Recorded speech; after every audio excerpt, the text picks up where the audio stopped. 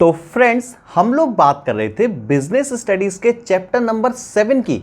Directing जो हमारा चल रहा था, मैंने इसके अभी तक आपको सिर्फ 2 पार्ट ही अपलोड किए हैं, जिसमें पहले पार्ट में मैंने आपको बताया डायरेक्टिंग क्या होता है, क्या इसके फीचर्स हैं, क्या इसके इंपॉर्टेंस है। फीचर्स और इंपॉर्टेंस के लिए मैंने आपको शॉर्ट ट्रिक भी प्रोवाइड की है, आप जाके चेक कर सकते हो प्लेलिस्ट में। सेकेंड पार्ट में मैंने आपको बताया एलिमेंट्स ऑफ डायरेक्टिंग के 4 elements: supervision, motivation, leadership, communication. उस वीडियो में यानी सेकंड पार्ट में मैंने आपसे बात की थी एक तो सुपरविजन की, दूसरा मोटिवेशन की। मोटिवेशन ही हमारा चल रहा था, उसी को मैं आज इस वीडियो के अंदर कंटिन्यू करने वाला हूं। बट मोटिवेशन में एक बहुत इंपॉर्टेंट टॉपिक मैंने आपको पढ़ाया, वो था मैस्लोज नीड हायरार्की थ्योरी। ध्यान रखना, अच्छे से पढ़ लेना, इसीलिए उसे मैंने याद रखने के लिए आपको एक शॉर्ट ट्रिक भी प्रोवाइड की है, तो आप वो वीडियो जरूर चेक कर लें। Maslow's need hierarchy theory 5 point है, सीक्वेंस वाइज 5 पॉइंट याद रख लें, क्योंकि केस स्टडीज में जनरली आमतौर पर घुमा के पूछी जाती है वो केस स्टडी में। ठीक है, चलो तो फाइनली आज मैं आपसे बात करता हूं, इस वीडियो में मैं आपसे बात करता हूं financial and non financial incentives. देखो, आप पर्सन्स को मोटिवेट करने के लिए, चाहे तो आपके वर्कर्स हो चाहे एम्प्लॉइज हो, वर्कर्स को एम्प्लॉइज को मोटिवेट करने के लिए आप कौन कौन से इंसेंटिव्स प्रोवाइड करते हो, हमें वो चीज़ यहाँ पर पढ़नी है। तो इंसेंटिव्स आपके 2 प्रकार के होते हैं, एक तो फाइनेंशियल। फाइनेंस वर्ड आपका जहां पर भी आ जाए उसका मतलब होता है पैसा, यानी आप वर्कर्स को मनी टर्म्स में कुछ ना कुछ प्रोवाइड कर रहे हो, वो आपका कहलाता है फाइनेंशियल इंसेंटिव्स। नॉन फाइनेंशियल का मतलब पैसे के अलावा। देखो, पैसे के अलावा भी काफ़ी सारी चीज़ें ऐसी होती हैं जिनसे वर्कर्स मोटिवेट हो जाते हैं, जिनसे वर्कर अपना और ज़्यादा पहले की अपेक्षा और ज़्यादा मेहनत से काम करने लगते हैं। तो आपको यहाँ पर दोनों प्रकार के इंसेंटिव्स पढ़ने हैं, फाइनेंशियल भी, नॉन फाइनेंशियल भी। अच्छा, अगर थोड़ी सी मैं आपसे ये बात करूँ कि ज़्यादा कौन काम करता है ऑर्गेनाइजेशन के अंदर, फाइनेंशियल या नॉन फाइनेंशियल, तो देखो दोनों अपनी अपनी जगह ठीक है। अगर हम लोग बात करें ना लोअर लेवल की, लोअर लेवल में कौन आता है भैया? एक तो वर्कर, सुपरवाइजर, सुपरिटेंडेंट। वैसे वर्कर किसी लेवल में नहीं आते, बट अभी हम मान लेंगे लोअर लेवल का ही पार्ट है वर्कर, क्योंकि वर्कर को ही तो मोटिवेट करना है, काम तो रियल में वर्कर ही करते हैं। ठीक है, तो वर्कर और सुपरवाइजर की बात करते हैं। ये बताओ, ये लोग सबसे ज़्यादा किसके लिए काम करते हैं? मतलब इनको क्या चाहिए हमारी ऑर्गेनाइजेशन से? इनको चाहिए सिर्फ टाइम पे सैलरी, यानी इन्हें मतलब होता है सिर्फ पैसे से। तो ध्यान रखना, जो फाइनेंशियल इंसेंटिव्स हैं वो आपके लोअर लेवल के लिए ज़्यादा बेटर तरीके से काम करेंगे, यानी आप वर्कर्स को एक्स्ट्रा पैसे प्रोवाइड कर दो, किसी भी रूप में प्रोवाइड कर दो, वो बंदे मोटिवेट हो जाएंगे।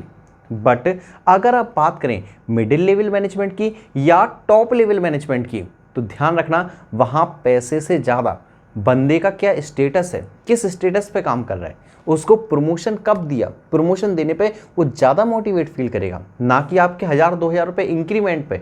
तो ध्यान रखना, टॉप लेवल और मिडिल लेवल के लिए आपके नॉन फाइनेंशियल इंसेंटिव्स ज़्यादा ठीक तरीके से काम करते हैं, जबकि लोअर लेवल के लिए, वर्कर्स के लिए आपके फाइनेंशियल इंसेंटिव्स। तो अब फाइनेंशियल कौन कौन से हैं, नॉन फाइनेंशियल कौन कौन से हैं, थोड़ा सा हम लोग इनके बारे में भी जिक्र कर लेते हैं। तो देखो, सबसे पहले डिस्कस करते हैं मॉनेटरी और फाइनेंशियल होते क्या है, ये भी सुन लो।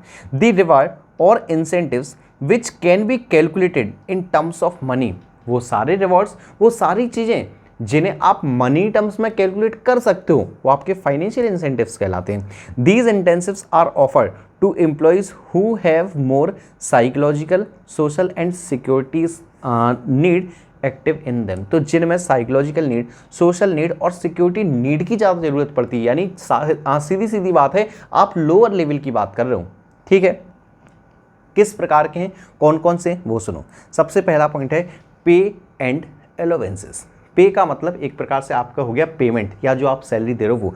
अलाउंसेस का मतलब होता है जो आप भत्ता प्रोवाइड कर रहे हो वो। एग्जाम्पल के तौर पे आपने महंगाई भत्ता तो सुना है, क्या होता है, हर साल दर साल महंगाई बढ़ती है, तो महंगाई के हिसाब से क्या उनकी सैलरी नहीं बढ़ाओगे आप, तो वही आपका अलाउंसेस कहलाता है। क्या होता है, सपोज करो इस साल एक वर्कर की सैलरी है 10,000 रुपये पर मंथ। ठीक, मैं एक एग्जाम्पल लेके चल रहा हूँ, कितनी है, 10,000 रुपये पर मंथ। ये बताओ, एक साल बीत जाने के बाद क्या आप उसे नेक्स्ट ईयर भी 10,000 पर मंथ ही दोगे, या आप उसे 10 से 11 कर दोगे? जाहिर सी बात, आप थोड़ी सी सैलरी उसकी इंक्रीज करोगे, क्योंकि पिछले साल की अपेक्षा इस साल महंगाई थोड़ी सी इंक्रीज हो जाती है, उसे बोलते हैं अलाउंसेस। ठीक है, तो आप सबसे पहला काम क्या कर सकते हो, पे एंड अलाउंसेस। तो बाकी देख लो, regular increment in salary every year, तो बाकी आप लोग लिख दोगे, इसको एक्सप्लेन कर सकते हो। सेकंड है प्रॉफिट शेयरिंग। तो प्रॉफिट शेयरिंग क्या होता है वो समझो। हमने वर्कर से क्या कहा, हमने वर्कर से कहा अगर इस साल में, करंट ईयर में अगर 5 लाख रुपए से ज़्यादा प्रॉफिट कमाया, कितने से, 5 लाख रुपए से ज़्यादा प्रॉफिट कमाया, तो जितना भी एक्स्ट्रा प्रॉफिट आएगा हम उसमें आपको भी कुछ ना कुछ शेयर जरूर देंगे। तो अब वर्कर क्या करेंगे, वर्कर क्या सोचेंगे कि यार ज़्यादा से ज़्यादा प्रॉफिट आना चाहिए, 5 लाख से ज़्यादा प्रॉफिट आना चाहिए, क्यों, ताकि हमें भी कुछ मिल जाए। तो वर्कर ज़्यादा अच्छे तरीके से काम करेंगे। तो ये है आपका प्रॉफिट शेयरिंग। तो under profit sharing schemes generally the companies fix a percentage of profit and if the profit exceeds that percentage, तो उस परसेंटेज को एक्सीड करता है तो उसमें वर्कर्स को पार्ट मिल जाता है। इसके बाद को पार्टनरशिप और स्टॉक ऑप्शन, ये वर्ड है ना स्टॉक ऑप्शन, ध्यान रखना अलग से भी पूछा जा सकता है 2 या 3 नंबर में कि भाई स्टॉक ऑप्शन एक्सप्लेन करो एज अ फाइनेंशियल इंसेंटिव्स। तो देखो क्या होता है, कंपनी वर्कर्स को, स्टॉक का मतलब यहां पर है शेयर्स का स्टॉक, तो कंपनी क्या करती है वर्कर्स को मार्केट रेट से कम रेट पर शेयर्स डिबेंचर्स प्रोवाइड कर देती है। शेयर डिबेंचर से होता क्या है, अब वर्कर भी कंपनी के मालिक बन गए, शेयर खरीद लिया तो ठीक है, और वो भी कैसे, कम रेट पे। तो क्या होगा, साल के एंड में प्रॉफिट आएगा, प्रॉफिट का कुछ पार्ट यानी जो एक शेयर होल्डर को मिलना चाहिए वो अब वर्कर को भी मिलने लगेगा। तो ये तो और ज़्यादा बेटर है कि वर्कर को आपको पैसे भी नहीं देने, शेयर दे दिया, यानी अब वो कंपनी के हिस्सेदार हो गए। तो जाहिर सी बात है, एक तो वो लंबे समय तक काम करेंगे आपके यहाँ, दूसरी बात एक मालिक होना बड़ी बात होती है, तो वर्कर ज़्यादा अच्छे से मोटिवेट हो पाएंगे। तो देखो many company offer share in management और participation in management along with share in profits, ठीक है। इसके बाद आओ, फोर्थ पॉइंट है बोनस। तो ये तो आपने सुना ही है यार, और जैसे ही बोनस का नाम आता है आपको दिवाली सबसे पहले याद आती है, क्योंकि हमारे जो भी पेरेंट्स गवर्नमेंट एम्प्लॉयज़ हैं, आप लोगों के पेरेंट्स होंगे, कुछ कुछ के बिजनेसमैन भी होंगे, तो जो गवर्नमेंट एम्प्लॉयज़ है उनको बोनस मिलता है, ठीक। आप प्राइवेट कंपनीज भी प्रोवाइड करती है वर्कर्स को बोनस। तो बोनस क्या होता है, जब भी त्योहारों पर, किसी स्पेशल टाइम पे जब कुछ एक्स्ट्रा हमें पे कर दिया जाता है तो उसे हम लोग बोनस बोलते हैं। तो देखो bonus is one time extra reward offer to the employees for sharing high performance. तो बाकी आपको एग्जांपल देखो, Diwali, Christmas bonus, new year bonus, ये सब कुछ दे रखा है। नेक्स्ट है आपका कमीशन। कमीशन तो समझते हो, ठीक है, क्या है कमीशन, ये जनरली सेल्स डिपार्टमेंट के अंदर काम होता है। किस में होता है, सेल्स डिपार्टमेंट। आप वर्कर से बोलते हो कि यार अगर आप हमारा सामान ज़्यादा से ज़्यादा बिकवाते हो, कौन, अगर वर्कर हमारे सेल्स में हेल्प करेंगे तो आप वर्कर को सेल्स प्राइस का कुछ ना कुछ परसेंटेज जरूर प्रोवाइड करोगे, तो इससे आपकी सेल भी इंक्रीज होगी, प्रॉफिट भी इंक्रीज होगा और वर्कर्स को भी कुछ मिल जाएगा, तो वर्कर मोटिवेट भी होगा, ठीक है।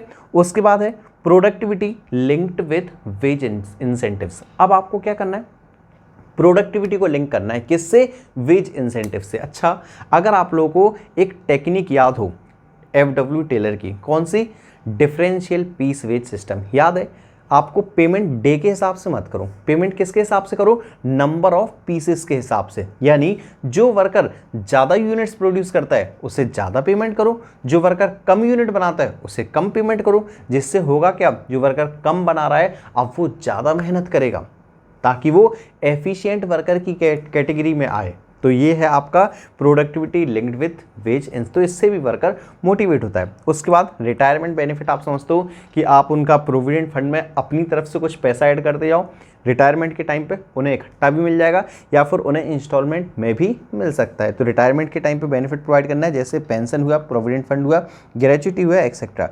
और लास्ट है आपका इसमें पर्क्स, ये इसी को हम बोलते हैं फ्रिंज बेनिफिट्स या इसी को बोलते हैं प्रीक्विजिट्स। ये प्रीक्विजिट्स जरूर याद रखना, ये क्या 2 नंबर में आपसे पूछ सकते हैं। तो तीनों वैसे तो एक ही हैं, है क्या, आप सैलरी के अलावा आप जो भी उन्हें बेनिफिट प्रोवाइड करते हो, बेनिफिट समझते हो, जैसे सपोज करो वर्कर थोड़े दूर से आते हैं तो आपने उनको बस का टिकट फ्री करवा रखा है, बस का पास बनवा रखा है, यार फैसिलिटी है, ठीक है। चलो वो छोड़ो, मेडिकल फैसिलिटी दे रखी है, मेडिकल समझते हो ना, फ्री इलाज वर्कर्स का, वो भी बहुत बढ़िया बात है। तो ये सारी फैसिलिटी क्या कहलाती हैं, प्रीक्विजिट्स पर्क्स या फ्रिंज बेनिफिट एक ही बात है, ठीक है। तो याद रखना, medical facility, free education, education उनके बच्चों को फ्री करवा रखा है, ठीक है। हाउसिंग फैसिलिटी और बाकी सब बातें आप लोग रीड कर सकते हो। तो इसके बाद आप अब जरा आओ नॉन मॉनेटरी या नॉन फाइनेंशियल इंसेंटिव्स, यानी अब आप पैसे के अलावा और कैसे कैसे मोटिवेट कर सकते हो। ध्यान रखना, मनी टर्म्स में आप काफ़ी सारी बातें लिख दोगे। मैं गारंटेड कहता हूँ, आप अगर अभी से भी कुछ नहीं भी पढ़ोगे और ये टॉपिक पेपर में आ जाए तो आप लिख दोगे। कौन से? फाइनेंशियल, जैसे बोनस लिख ही सकते हो, स्टॉक ऑप्शन लिख ही सकते हो, इसके बाद प्रॉफिट शेयरिंग लिख ही सकते हो। मतलब 4-5 पॉइंट तो आप आसान से लिख दोगे। लेकिन ध्यान रखना, नॉन फाइनेंशियल, ये आपको पॉइंट आप भूल जाओगे। इन्हें अच्छे से पढ़ लेना। तो मैं इसीलिए बोलता हूँ कि ये चीज़ इंपॉर्टेंट है। इंपॉर्टेंट क्यों कहा? क्योंकि आप अगर ये नहीं पढ़ोगे तो आपको याद भी नहीं रहेंगे पॉइंट, ठीक है। मन से बना के नहीं लिख पाओगे ज़्यादा पॉइंट। चलो तो आ जाओ, एक बार हम लोग सभी सारे पॉइंट रीड कर लेते हैं। तो सबसे पहला पॉइंट आपके सामने आपकी स्क्रीन पे दिख रहा है, वो है आपका स्टेटस। आपका नहीं, मतलब वर्कर जो काम कर रहा है, जो एम्प्लॉय काम कर रहा है ऑर्गेनाइजेशन में, उसका क्या स्टेटस है। स्टेटस तो समझ दो ना, किस लेवल पे वो काम कर रहा है, किस जगह पे वो काम कर रहा है, ठीक है। तो एक स्टेटस, एक रिस्पॉन्सिबिलिटी, एक अथॉरिटी बंदे को मोटिवेट करती है। आप जिस बंदे को अथॉरिटी प्रोवाइड करोगे, जिसे आप रिस्पॉन्सिबिलिटी दोगे, वो ध्यान रखना मोटिवेट जरूर होता है पर्सन। उसे लगता है कि यार मेरी ऑर्गेनाइजेशन है, हमें अच्छे से काम करना चाहिए। तो ये आपका क्या है? स्टेटस है आपका। देखो, status refers to rank, authority, responsibility, recognition and prestige related to job by offering higher status और rank। तो आप ऑर्गेनाइजेशन में जितने ज़्यादा ऊपर रैंक पे काम करोगे, आपको उतने ज़्यादा आप मोटिवेट रहोगे और उतना ज़्यादा आप बेटर स्टेटस रखोगे ऑर्गेनाइजेशन के अंदर। सेकेंड पॉइंट है ऑर्गेनाइजेशनल क्लाइमेट। तो हमारे जो ऑर्गेनाइजेशन है, जो हमारी कंपनी है, उसका क्लाइमेट कैसा है, उसका वातावरण कैसा है, सुपीरियर सबॉर्डिनेट रिलेशन कैसे हैं, रिस्पेक्ट करते हैं, यानी रूल्स रेगुलेशन कैसे हैं। तो रूल्स रेगुलेशन, रिस्पेक्ट, रिकॉग्निशन, ये सारी चीज़ें भी पर्सन्स को मोटिवेट करती हैं। अब अगर आप ये देखो तो पॉइंट थोड़े ऐसे हैं कि आप याद नहीं रख पाओगे। बार बार कह रहा हूँ, याद जरूर रखना, सारे पॉइंट इंपॉर्टेंट है। इसके बाद आओ कैरियर एडवांसमेंट। तो उनके पास कैरियर ऑप्शन कैसा है? कैरियर ऑप्शन का मतलब आप उन्हें प्रमोशन प्रोवाइड करते हुए नहीं, ऐसा तो नहीं है कि आपको कंपनी सिर्फ शॉर्ट टाइम के लिए ही चलानी है। तो ये चीज़ भी ध्यान रखना है। वर्कर के पास जितना ऑप्शन रहेगा प्रमोशन का, जितने उनको लगेगा कि यार लाइफ हमारी यहाँ सिक्योर है, हम लाइफ टाइम तक काम करेंगे, उतना ज़्यादा बंदे मोटिवेट रहेंगे आपके ऑर्गेनाइजेशन में। तो देखो, managers must provide promotional opportunities to employees where there are promotional opportunities. बाकी आप लोग पढ़ लोगे। तो कैरियर एडवांसमेंट में मेन आपका क्या है? Promotional opportunities. इसके बाद आप आओ, फोर्थ है job enrichment, assignment of challenging job. अब देखो, आपको क्या करना है, वर्कर्स को, एम्प्लॉयज़ को कुछ चैलेंजिंग जॉब देनी है। चैलेंजिंग समझते हो ना, कि आपको उन्हें चैलेंज करना है कि भाई आप ये नहीं कर सकते हो। और अगर उनने चैलेंज एक्सेप्ट किया तो ध्यान रखना, काम कितना भी कठिन क्यों ना हो, वो करके दिखा देंगे। एग्जाम्पल के तौर पे पिछले ही साल जो हमने प्रोडक्शन किया था, ये पेन बनाने वाली कंपनी है, तो पेन बनाने का जो हमने प्रोडक्शन किया था पिछले साल, वो था सिर्फ 10 लाख यूनिट। एक साल में कितना प्रोड्यूस किया था? 10 लाख। अब हमने क्या किया, मीटिंग बुलाई, किसकी? वर्कर्स के साथ। हमने वर्कर्स से कहा यार पिछले साल 10 यूनिट प्रोड्यूस की थी। वर्कर कह रहे हैं हाँ सर, इस साल भी हम कोशिश करेंगे 10 लाख हो जाए। आपने कहा यार ऐसे कैसे, पिछले साल 10 लाख की थी, कुछ तो यार ज़्यादा करना पड़ेगा ना।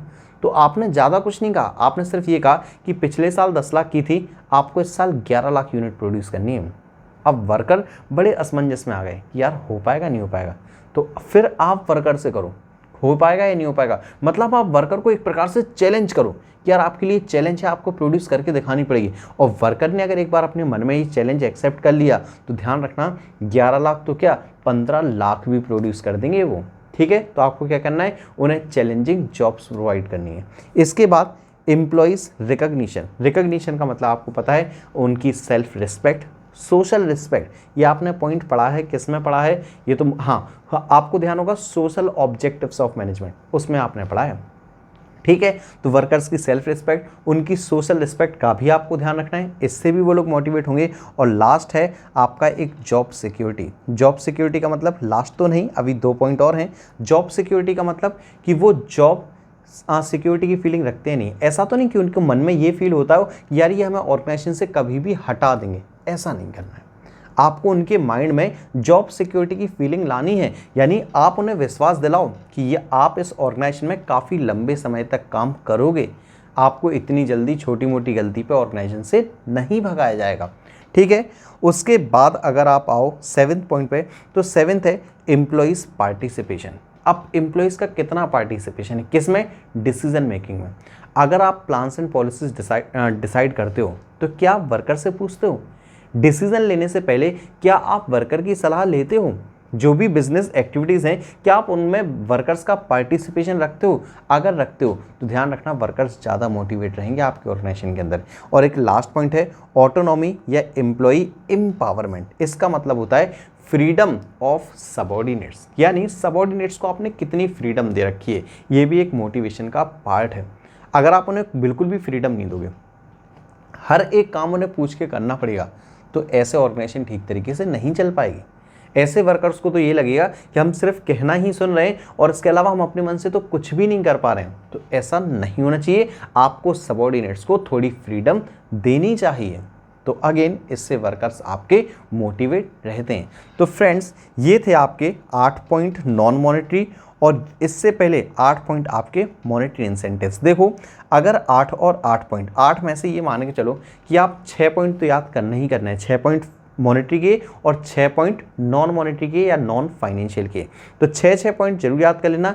पॉइंट याद हो जाए तो गुड, नहीं याद हो तो वेरी गुड। तो नहीं याद हो तो आप मुझे इंस्टाग्राम पर मैसेज कीजिएगा, तो मैं आपको वहाँ पर शॉर्ट ट्रिक्स प्रोवाइड करता रहता हूँ। मैं आपको इसकी भी शॉर्ट ट्रिक प्रोवाइड कर दूंगा अगर आपको याद नहीं होंगे तो, ठीक है। वैसे मुझे इतना तो पता है, फाइनेंशियल इंसेंटिव्स तो आपको याद हो जाएंगे। ज़रूरत अगर शॉर्ट ट्रिक की पड़ेगी भी तो नॉन फाइनेंशियल में पड़ेगी, ठीक है। तो अगर आपको ज़रूरत पड़ेगी तो आप मुझे ज़रूर बताइएगा। बाकी आप मुझे इंस्टाग्राम पे फॉलो कर लीजिए, और आपको ये मैंने बता ही रखा है कि ये जितनी भी PDF है जिनसे मैं पढ़ाता हूँ, वो सब कुछ मैं आपको टेलीग्राम पे विदाउट एनी चार्ज, यानी फ्री में प्रोवाइड कर देता हूं। तो आप टेलीग्राम पे हमारे चैनल को ज्वाइन कर लीजिए। उसका नाम भी झांसी इंस्टीट्यूट ऑफ कॉमर्स है, मैं आपको लिंक दे दूंगा डिस्क्रिप्शन में, ठीक है। तो फ्रेंड्स, फिलहाल इस वीडियो में इतना ही। मिलता हूं मैं आपसे बहुत ही जल्द नेक्स्ट वीडियो में। वीडियो देखने के लिए आपका बहुत बहुत धन्यवाद।